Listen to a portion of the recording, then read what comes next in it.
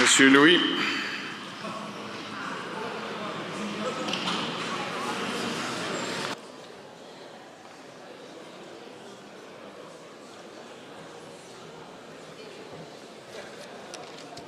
Merci, Monsieur le Président.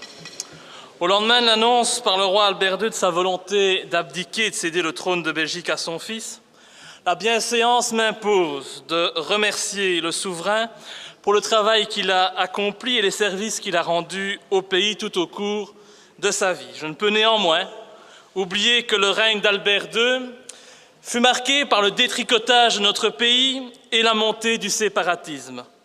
Sur de nombreux médias, j'ai entendu ce matin que le règne d'Albert II avait été marqué par sa bonhomie. Désolé, mais je trouve ça un peu comme bilan. Le seul mérite du roi Albert II fut néanmoins de tenir tête au délire de la classe politique lors de la crise gouvernementale de 2010-2011. Des délires qui risquent de se reproduire lors des négociations qui suivront les élections de 2014.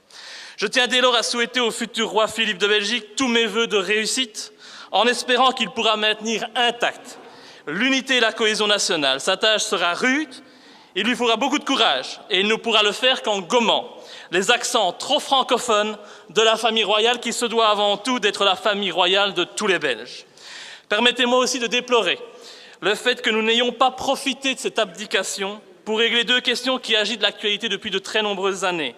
En effet, au lieu de précipiter la prestation de serment du roi Philippe, il aurait été intelligent et plus démocratique de demander aux Belges, via un référendum, s'ils souhaitent conserver ou non l'unité du pays et le régime monarchique, régime qui, avouons-le, est dépassé et en outre très peu démocratique. C'est une occasion manquée, car quelle est notre légitimité pour penser à la place des Belges? Une occasion qui aurait permis de mettre un terme aux querelles communautaires, d'assurer l'unité du pays et de le mener vers plus de modernité en rendant à la population le pouvoir aujourd'hui confisqué par les politiciens et les partis politiques qui, au lieu d'écouter la volonté des citoyens, entraînent le pays dans de petits jeux politiciens mesquins qui détruisent petit à petit notre pays depuis plus de 50 ans.